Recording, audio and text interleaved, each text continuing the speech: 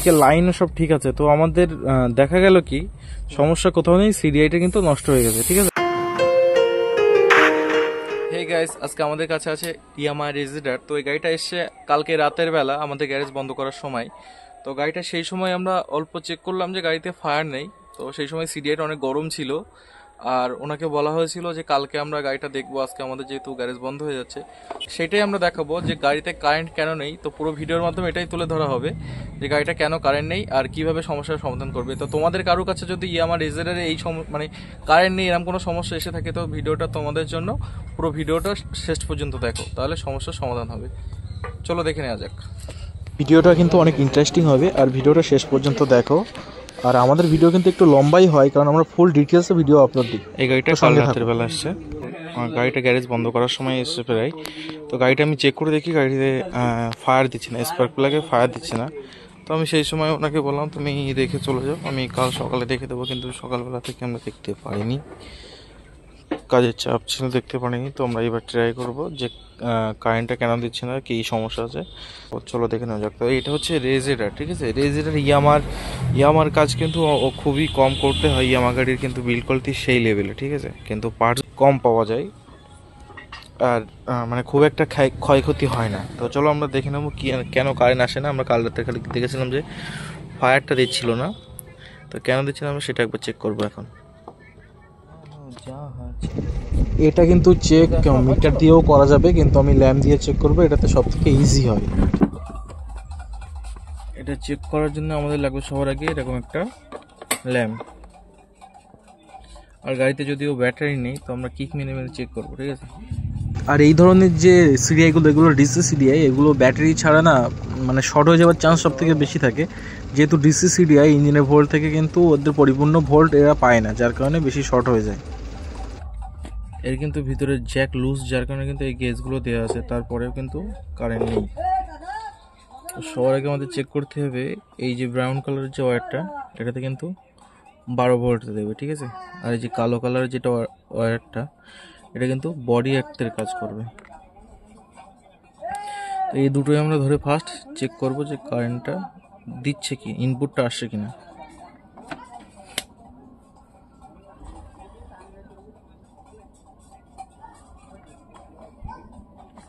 ঠিক না,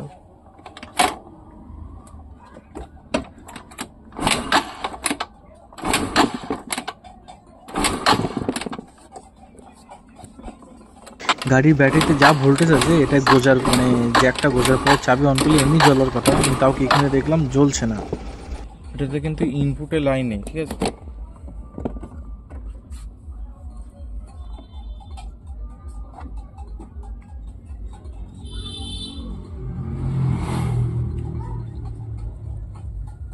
আমরা এবার চেক করবো যে বডি লাইনটা সমস্যা আছে কিনা।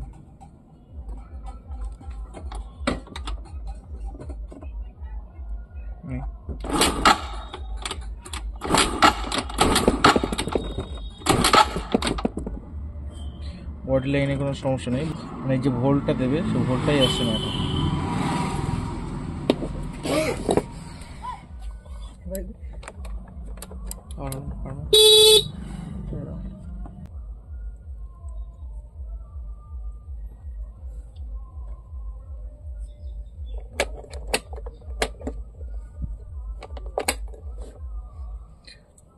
আমাদের চেক করতে হবে এই ওয়্যারটা, ঠিক আছে, রেড কালারের ওয়্যারটা, যে এটাতে লাইন দিচ্ছে না। এই দেখো এই ওয়্যারটা টেনেছি, এটাতে কিন্তু ছিঁড়ে আছে, ঠিক আছে। মানে যেটা মেইন ভোল্টেজ দেবে 12 ভোল্ট যে ওয়্যারটাই আসবে, এই যে এটা টেনেছি, এটা কিন্তু ছিঁড়ে আছে। তো এইটা আমরা ফার্স্ট একবার কাটিং করে এটা লাগিয়ে দেখি যে এটাতে সমস্যা না আর অন্য কোথাও সমস্যা আছে। কাঁচি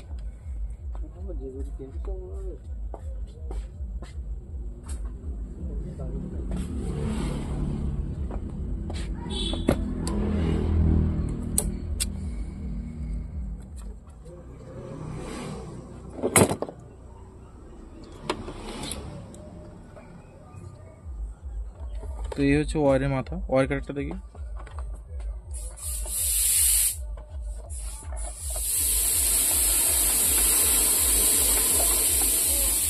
ওয়্যারটা কিন্তু একদম নষ্ট হয়ে গেছে, যার কারণে কেটে গেছে খুব সম্ভবত।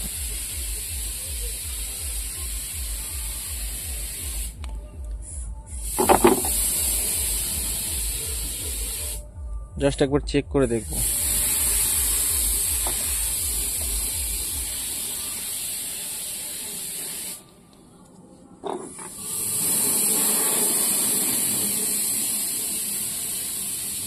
এবারে চেক করা ল্যাম্পটা একবার দিয়ে দেখবো।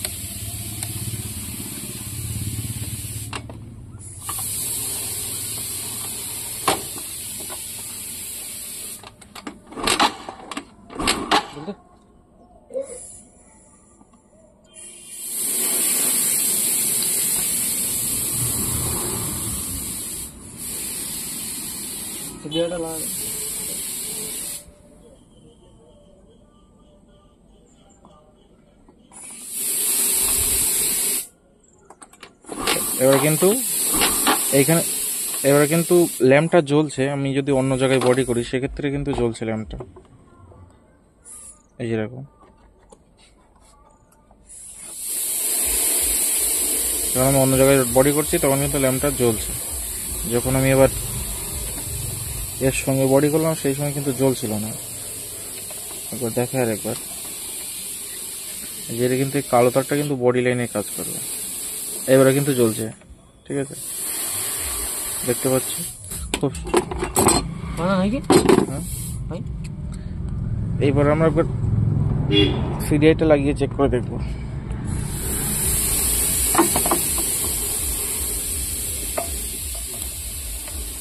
সবার আগে আর একটা জিনিস, মানে ওয়ারিং এর যে জানকারিটা দিয়ে দিই। ওয়ারিং এর কাজটা কিন্তু খুব একটা কঠিন কাজ নয়। অনেক মিস্ত্রি ভাইরা ওয়ারিং এর কাজ দেখলে বা ফায়ার মেশিন থাকলে না ভয় পেয়ে যায় গাড়ি দেখেই, যে কারেন্ট দিচ্ছে না, কি করব, কি চেক আপ করবো।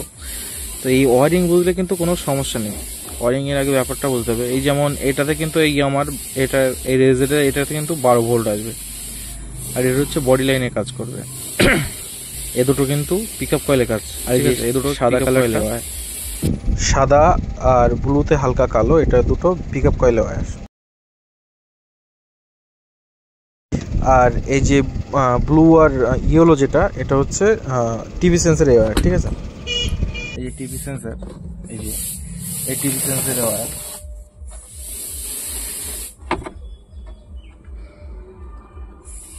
আর এর আউটপুট বলতে একটাই।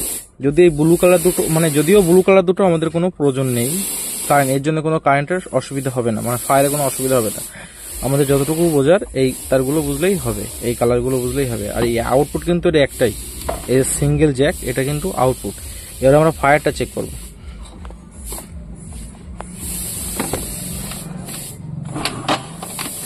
ফায়ারটা কিন্তু দিচ্ছে না। আমি কিন্তু লাইন সব চেক করলাম, তোমাদেরকেও দেখালাম, কিন্তু লাইন সব ওকে আছে, কিন্তু এখনো ফায়ার দিচ্ছে না।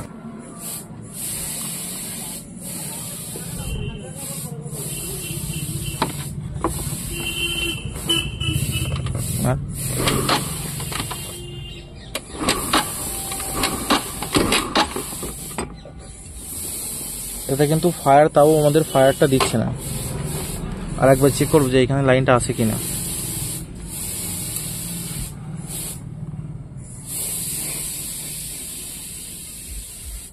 লাইন কিন্তু এখানে আছে, মানে সিডিআইতে কিন্তু লাইন পৌঁছাচ্ছে।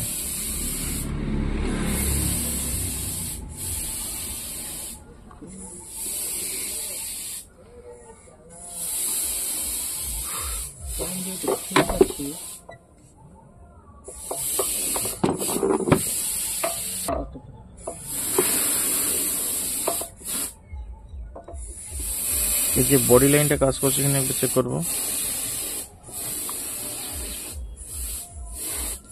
বডি লাইনও কাজ করছে।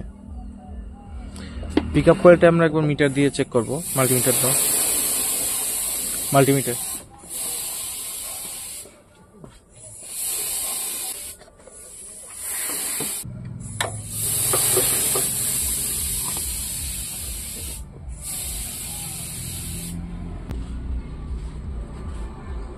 এটা কিন্তু পিক আপ কয়েলের জ্যাক, আর এটা হচ্ছে ইগনিশন লাইন, যেটা মানে বাল্ব ফাল্বগুলো জ্বলার জন্য, হেডলাইটের জ্বলার জন্য বা ব্যাটারিটা চার্জ হওয়ার জন্য ভোল্টেজটা এর থেকে বাড়াবে।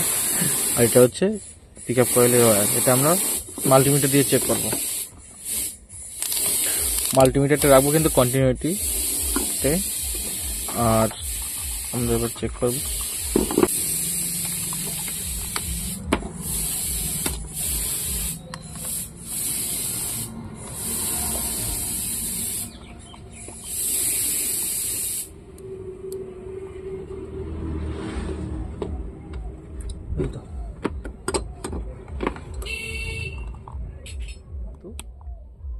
ঠিক আছে, তারপরেও কারেন্টটা দিচ্ছে না কেন সেটা একবার চেক করবো।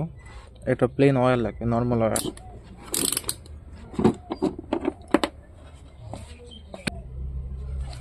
আর এটাই কিন্তু সিঙ্গেলটাই কিন্তু আউটপুট এইখানে দেখাবো। এই যে অরেঞ্জ কালার তার কিন্তু এই হাই টেনশন কয়েলের কিন্তু পিছনে দিয়ে লেগেছে। এটা দিয়ে ওয়্যার মানে সিঙ্গেল ওয়্যারটা দিয়ে আউটপুটটা বাড়াচ্ছে কিনা সেটা চেক করার আছে।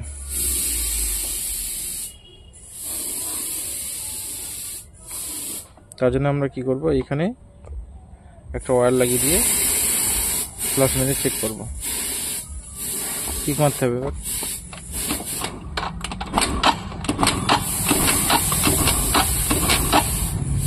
ফায়ার দিচ্ছে না।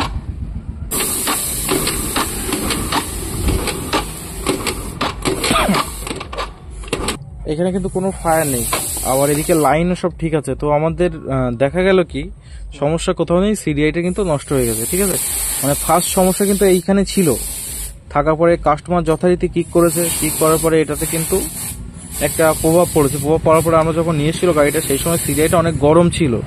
ঠিক আছে, তো রাতের বেলা নিয়ে এসেছিল, যার কারণে আমি আর যেহেতু ফায়ার নেই সেই জন্য আমি আর ওনাকে বললাম যে গাড়িটা রেখে যাও, আমি পরে দেখে রাখবো। কিন্তু দেখ এখন সেটা আমি চেক করলাম, সমস্ত লাইন মানে ঠিক করলাম, করার পরে কিন্তু একটা জিনিস দেখা গেল, আউটপুটটা কিন্তু সিডিআই থেকে বাড়াচ্ছে না, কিন্তু ইনপুটটা সিডিআইয়ের মধ্যে যাচ্ছে। তো এই ধরনের সমস্যা আর কি, যাতে তোমাদের কাছে যদি কখনো রেজেডে আসে তো তোমরা এইভাবে সমস্যাটা সমাধান করতে পারো।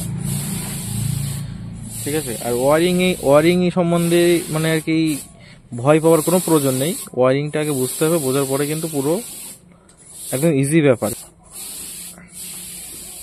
ওয়ারিং না বুঝলে কিন্তু অনেক ভয়ের একটা ব্যাপার লাগে। অনেক মিস্ত্রি ভাইরা ওয়ারিং সম্বন্ধে কোনো আর কি খুব একটা জ্ঞান না থাকায় কিন্তু ওরা এই ধরনের সমস্যা হলে কিন্তু ভয় পেয়ে যায়। তো এই ভিডিওটার মাধ্যমে আমরা দেখালাম ইয়ামা রেজেডারের কারেন্ট সমস্যার সমাধান, কারেন্টের প্রবলেম হলে কিভাবে সমাধান করবে। ঠিক আছে, তো এই ধরনের ভিডিও পেতে আমাদের চ্যানেলটিকে অবশ্যই সাবস্ক্রাইব করতে হবে আর বেল আইকন অল করতে হবে। আর আমরা যখন কোনো বড় ভিডিও আপলোড দিয়ে থাকি, ভিডিওটা অনেক লম্বা রাখি। অনেক লম্বা রাখার কারণ হচ্ছে আমরা পুরো ভিডিওটা কিন্তু ডিটেলসে আপনাদের সামনে তুলে ধরার চেষ্টা করি। এই ভিডিওটা এই পর্যন্তই, দেখা হচ্ছে নতুন কোনো ভিডিও। ততক্ষণের জন্য ধন্যবাদ।